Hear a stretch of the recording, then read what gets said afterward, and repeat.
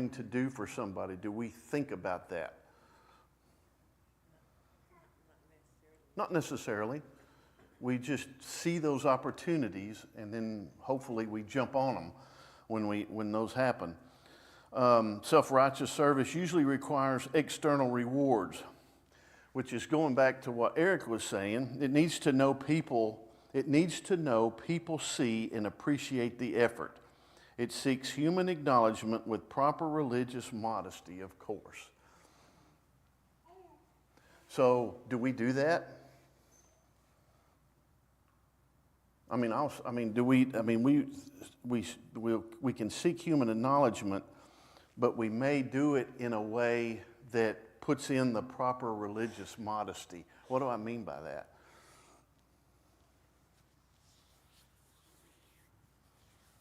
We'll say it in such a way, or I'm not trying to brag, I'm not trying to this, but I gave somebody $50.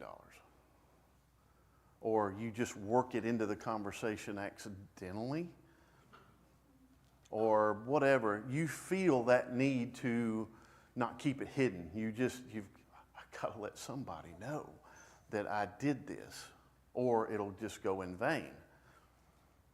And I'm not saying we do that all the time, and I think this church is great, so don't get me wrong. I'm just trying to give you things to think about, and for us to raise our level of service.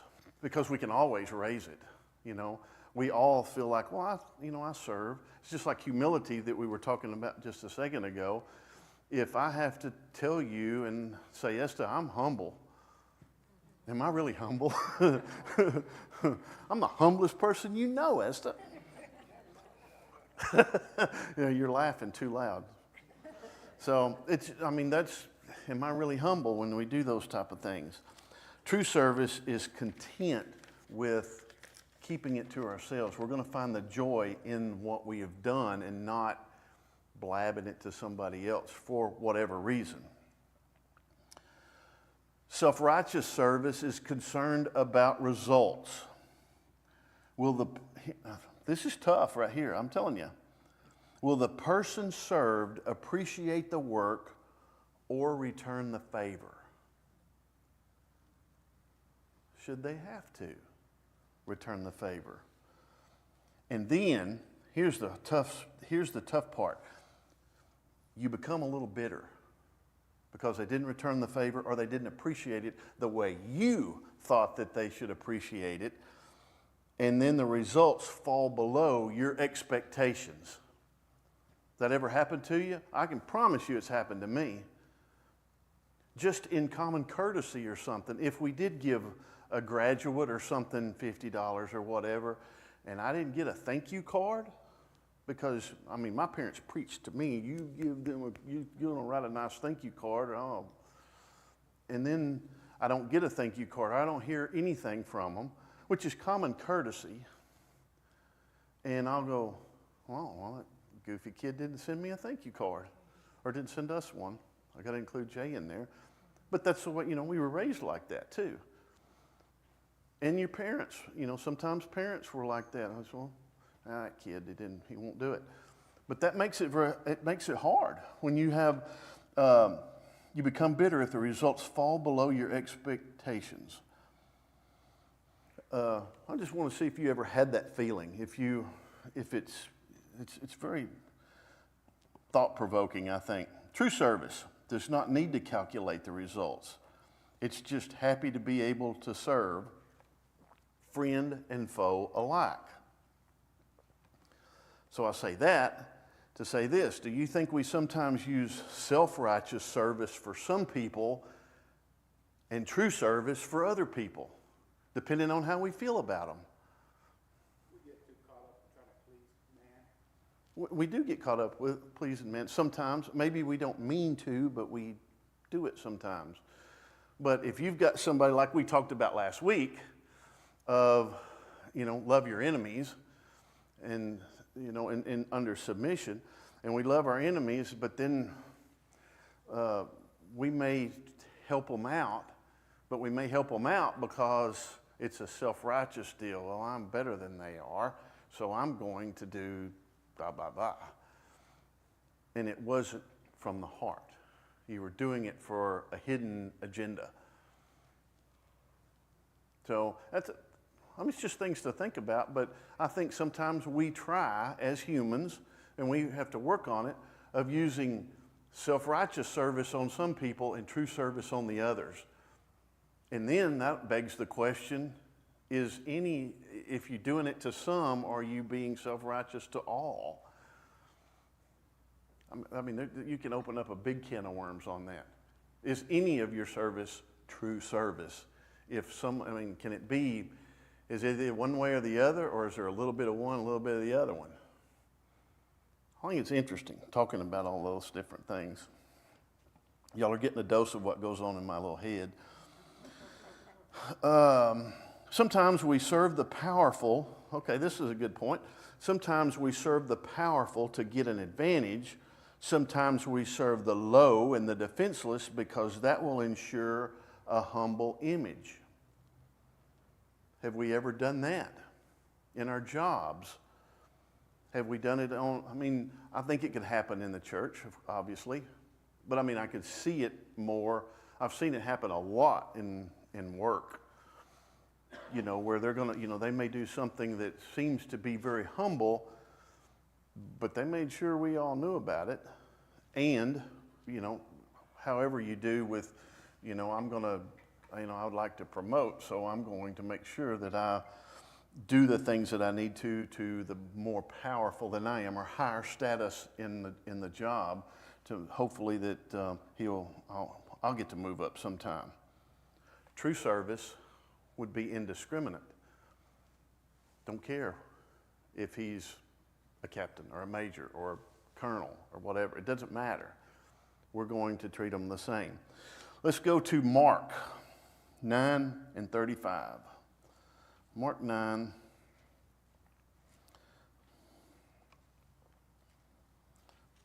And he sat down and called the 12, and he said to them, if anyone would be first, he must be last of all and servant of all. Self-righteous service is affected by moods and whims. It's a feeling that we have. Now, here's going to be an interesting, I don't know, I've thought about this a lot, and I saved it until I got down here to this. Self-righteous service is affected by moods and whims. A feeling that we have. It's a feeling. And then a lot of times we will say, he was talking just a second ago, it's, what the Spirit directs us. But can we use that term wrong? If it's a big feeling and not just, I'm going to go do this, it's a true service, do we go, well, I was just moved by the Spirit to help so-and-so? I'm asking. I'm not telling you. I'm just saying, could that be an issue that we have sometimes of, well, I was just moved to help. Well, you don't have to say moved by the Spirit, but you could. You hear people say it all the time. But is that a lack of humility when you say that?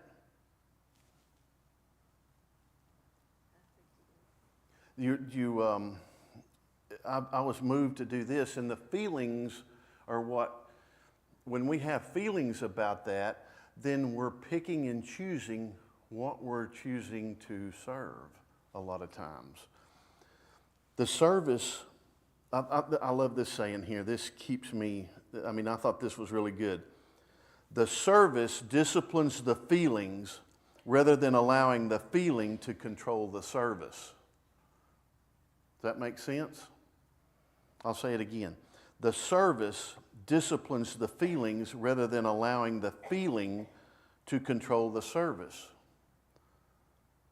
Well, that's worship a lot of times. That's, glorifying God. It keeps us from being picky, and it keeps us from being so choosy. Choosy, is that a word? Choosy?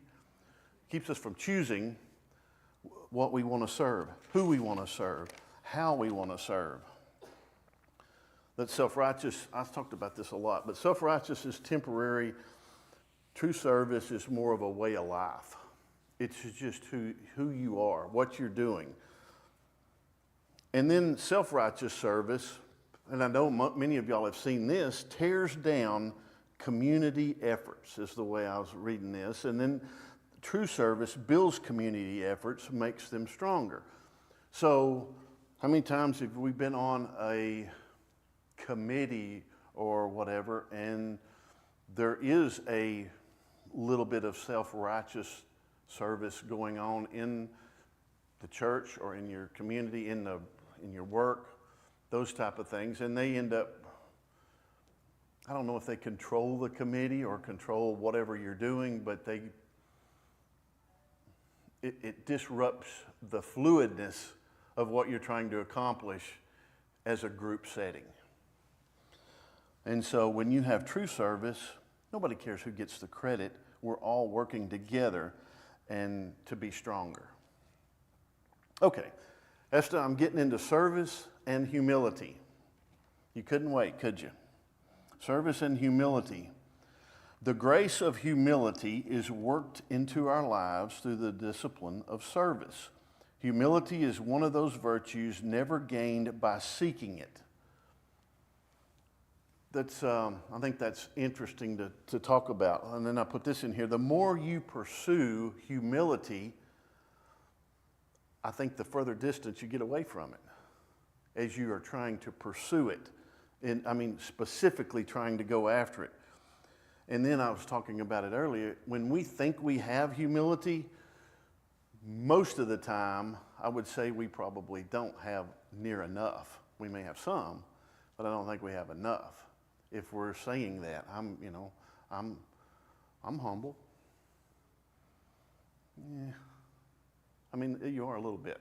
Yes, sir. That's one of my favorite things when people say, in my humble opinion. Well, if it was your humble opinion, you keep it to yourself. Yeah. They'll throw that in there. IMHO. So they do that quite a bit on throwing those out there, but I think that's very interesting when we get into that part, a hidden. But we can work on it. That's what's the good thing is we can work on it. So this is a pretty obvious question here, but what's going to help us work on our humility? I'll give you a hint. It's what the whole lesson's about tonight. Service. Service is going to help us with humility.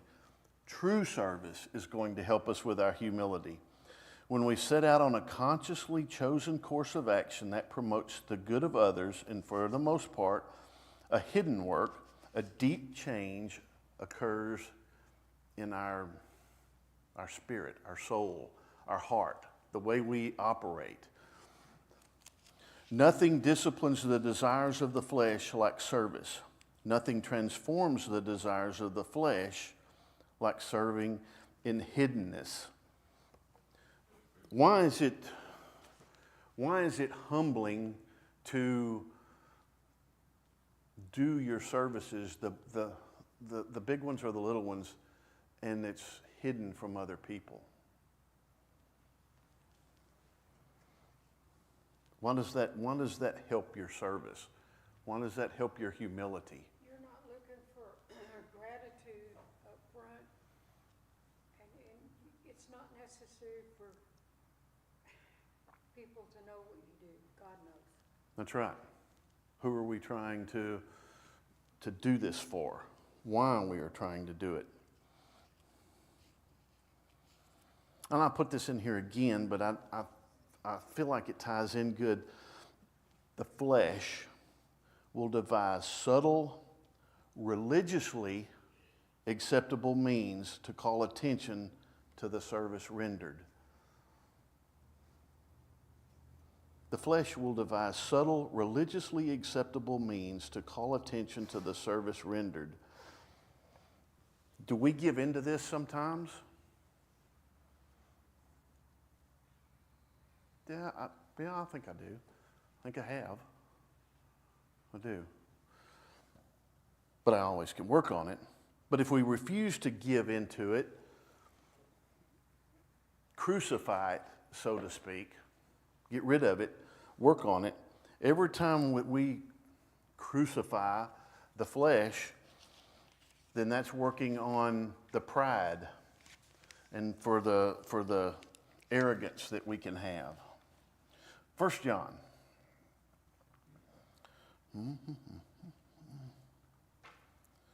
1 John chapter 2 and verse 16.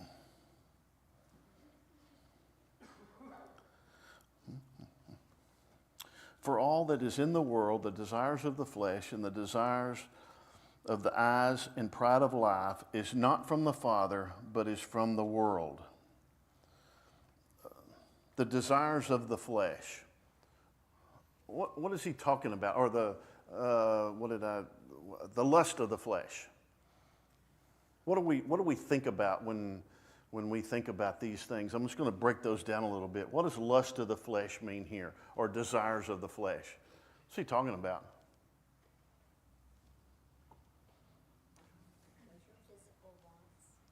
Physical wants. Okay. He defines it in Galatians 5, where you read tonight. It starts with sexual immorality and then goes down that list. Before he talks about the fruit of the Spirit, he defines them there in Galatians 5. That's a good point. They're defined pretty well there. I summed it up and I said failure to discipline natural human passions, which that's what it amounts to. What about when it talks about the next one here, the desires of the eyes or the lust of the eyes? What is it talking about there? Captivated by outward show. In other words, we get infatuated with the outwardness of things and it's the earthly things. Pride of life. And pride of life is not from the Father, but is from the world. Pride of life is what the American dream is for the most part, isn't it? It's pride of life. It's what we're supposed to push for. I really put a good definition on this one. Pride of life, a character trait characterized by an excessive, unjustified sense of self-importance with a selfish, self-centered attitude. I don't know if I want the pride of life. That sounds horrible, doesn't it? Earthly centered, not God centered. That's what I was getting at. Earthly centered, not God centered. William Law wrote in his book, the book was called A Serious Call to a Devout and Holy Life, that every day should be viewed as a day of humility. And then I'm going to quote him here. And it's a pretty powerful quote. It was for me. These lessons they're pretty humbling, I suppose, if you want to put that. If we want humility, condescend to all the weaknesses and infirmities of your fellow creatures, cover their frailties, love their excellenceness, encourage their virtues, relieve their wants, rejoice in their prosperities, compassionate their distress, receive their friendship, overlook their unkindness, forgive their malice, be a servant of servants, and condescend to do the low offices to the lowest of mankind. Man, that's pretty tough, isn't it? Humility will rise and slip up on us if we do these things. We'll have more peace. Maybe we can see people in a different light than we haven't seen them in the past when we serve them. We may end up being able to see their pain, see their struggles better, see where they're coming from a different point of view. I think we become aware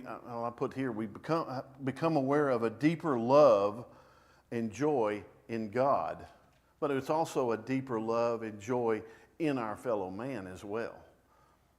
I think it's both of these. Okay, I call this one,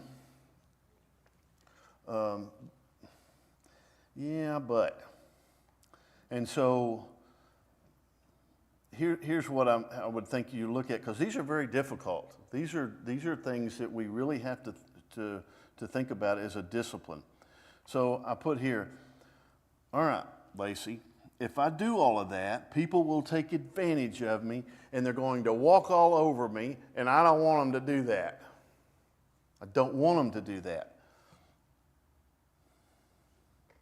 What's the difference between choosing to serve and choosing to be a servant? What do you think the difference of those two are? Well, choosing to serve, you're willing to serve. Yeah, you are, but you choose. Well, the way I'm looking at it is, if we choose service, we decide whom and when we serve. Huh? It's on our own terms. We still got the control. We can control who we serve, when we do it, how we do it, and what we do. That's exactly right. So we're still in charge. We will worry about being stepped on if we have the control. We're going to worry about those things. That's hard. That's hard.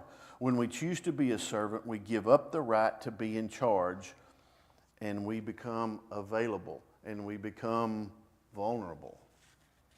And we don't like to be vulnerable. Yes, sir. I want to throw the word out there. It's about submission.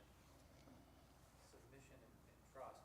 Which goes with what Scott said, but that word just is the difference, I think, because when you choose to serve, like you said, you're doing it on your own, you're choosing to do it, but you're not really submitting at that point because you still have the options.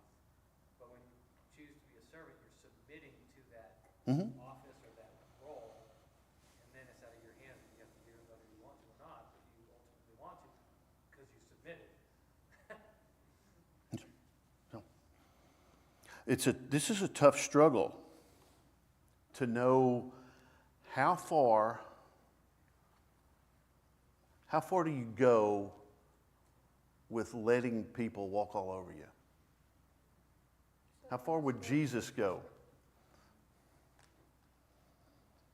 I mean, there's different situations, there's different scenarios, there's different, this is a very generalized question. I'm just trying to make you think. I mean, you can have different people, different wants, different needs, different whatever. And it makes it harder to, you can go into it that way. But, there's a point to where it could destroy you too. And we don't want to get into where you could get to where it's going to, if it went to an extreme, I would say. But can it go to an extreme? If it wipes out your whatever. We can go, if it wipes out your marriage, it wipes out your financial stability, or your, going from one lifestyle to another one. Is that something you're supposed to do? Or is it something where you have to go, we got to back off a little bit? Different scenarios do require different things there. How far would Jesus go? I think the answer to that is to death. Yeah, to death. It's I'm telling you, this is very difficult discipline to work on. Of how far should you take those things? Asceticism. I decided I would define this because I'm not that smart, so I had to look up the definition because I didn't know what asceticism meant. The practice of strict self-discipline, austerity, and renunciation of material comforts, pleasures or luxuries, usually for spiritual, religious, or personal development, is what asceticism means. And the reason I gave you the definition of asceticism is because I'm fixing to give you another quote. If there is no element of asceticism in our lives, if we give free rein to the desires of the flesh, we shall find it hard to train for the service of Christ.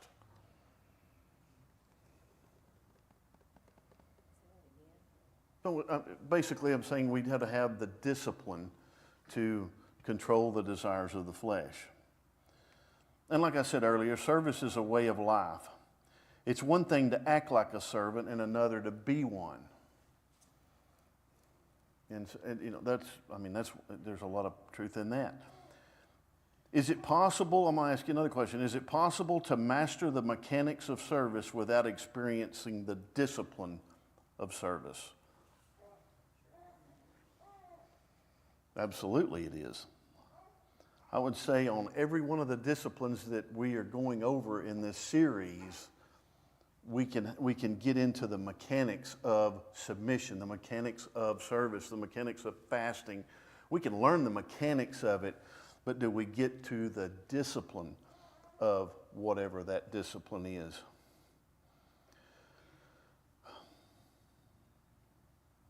I'm not going to go into the details of this because I'm going to run out of time as usual. But you can read a lot about, Dorcas in Acts chapter 9. She made the coats and the garments for the widows. Nobody is too good for the meanest or the lowest of service. One who worries about the loss of time that such petty outward acts of helpless entail is usually taking the importance of one's own self too solemnly. It goes into self-righteous things there. And then I just put a note in here about thinking about sugar and salt. What are the characteristics of sugar and salt? When we look about flavors, different things, sugars, it's prevalent around, I guess, but, it's more of a specialty. And it's sweet and it's nice and all of those things. It's the big thing. It's the dessert. The big thing. But what about salt? It adds flavor. Salt is the flavor. Salt is everywhere. The great virtues are where? The ministry of small things is a daily occurrence. The salt is everywhere. That salt is going to be more prevalent than that sugar.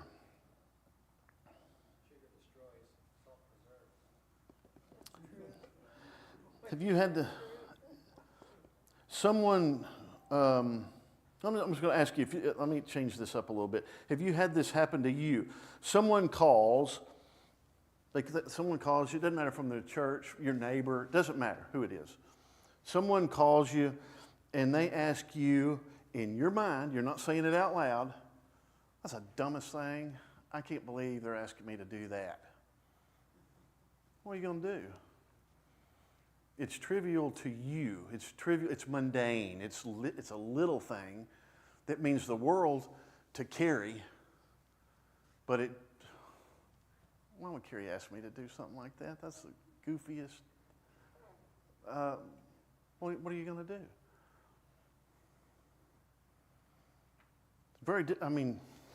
Hopefully, we'll handle it the right way. And I'm going to go into some different types of service here. We'll get into a little bit of this, and hopefully I can make it through. I've got 5 minutes. The service of guarding the reputation of others. Titus 3:2, speak no evil of no one. So I'm going back again to the religious respectability here. We may clothe our backbiting in all the religious respectability we want, but it is still a deadly poison. There's a discipline in holding one's tongue that works wonders in us. And it's hard to hold your tongue sometimes, isn't it?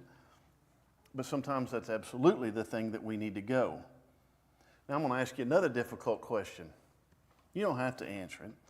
Why is it easier to go to another person or even an elder than it is to go to the person that you were offended by? Because you don't want to be offended again. You don't want to be offended again? Well, I guess it depends on who I go to. If I go to the wrong person, they're going to offend me worse probably by working me over than if I went to that person direct. I think people have different reasons for going to another person. Maybe it's they don't want, I don't know. There's all kinds of ways. You can come up with your own reasoning for yourself and for why people would go to do that. But that's just what happens a lot of times. I was very big. You see it in work where people would do that, and I just say, "No, you need to go work it out with them. Don't put me in the middle of this."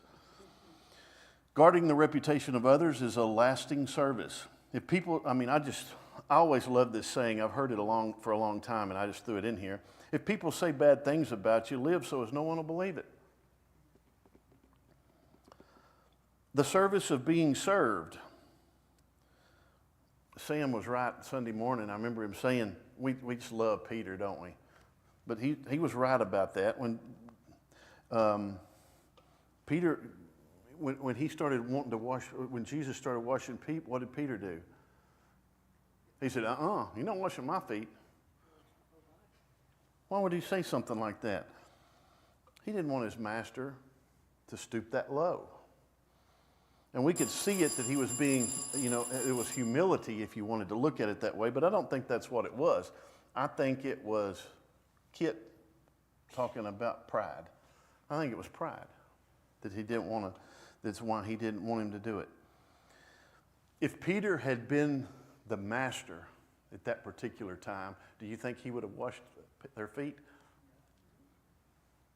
I don't think he would have. Doesn't matter, I don't guess, but he's not the master. But I don't think he would. It is an act of submission and service to allow others to service us. We should graciously receive the service and never feel we have to repay it. We can repay it if we want to, but you don't have to. You shouldn't feel the need to have to. What causes us not to want to be served? I'm horrible about this. Go help somebody else. I don't need help. I'm good. Pride again.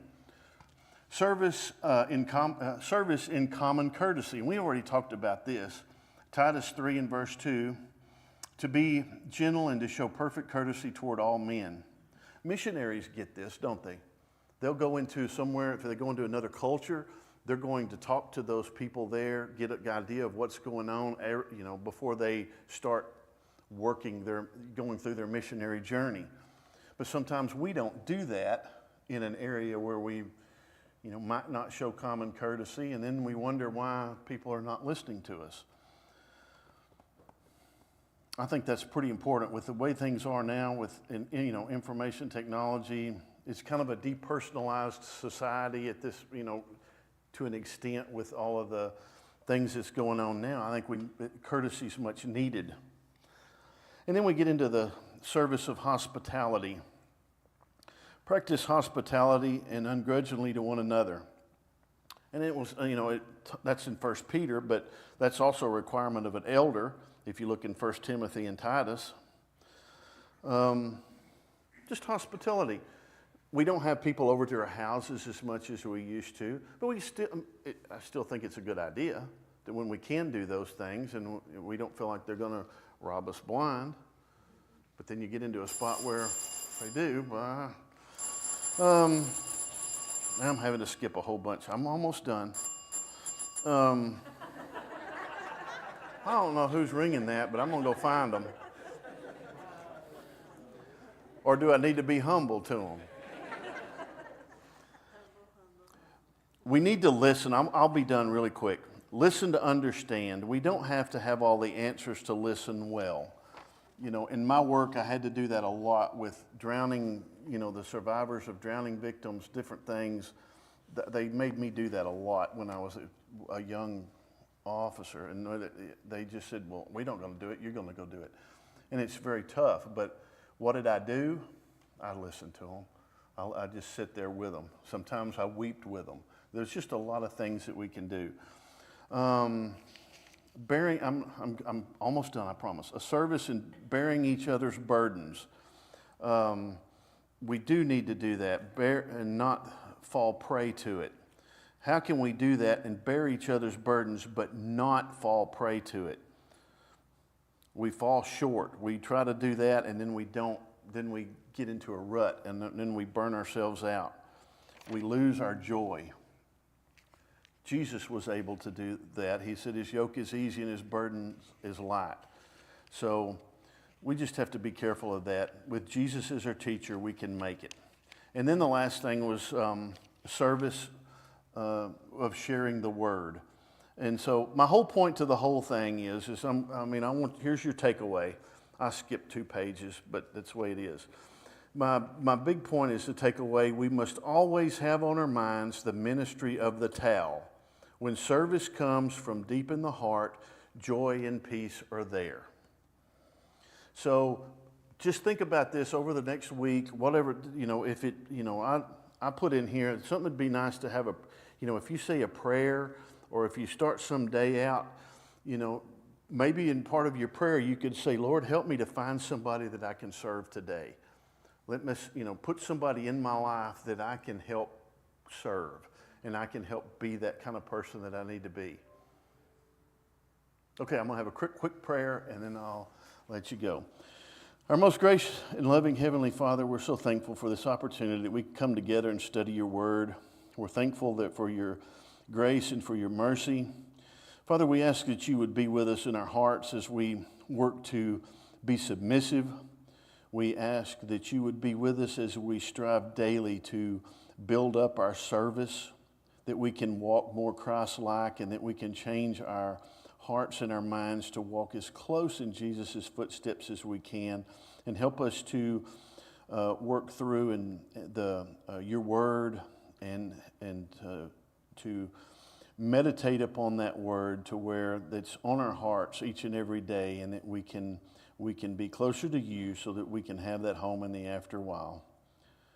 We ask all of this in Jesus' name. Amen. Thank you for your time.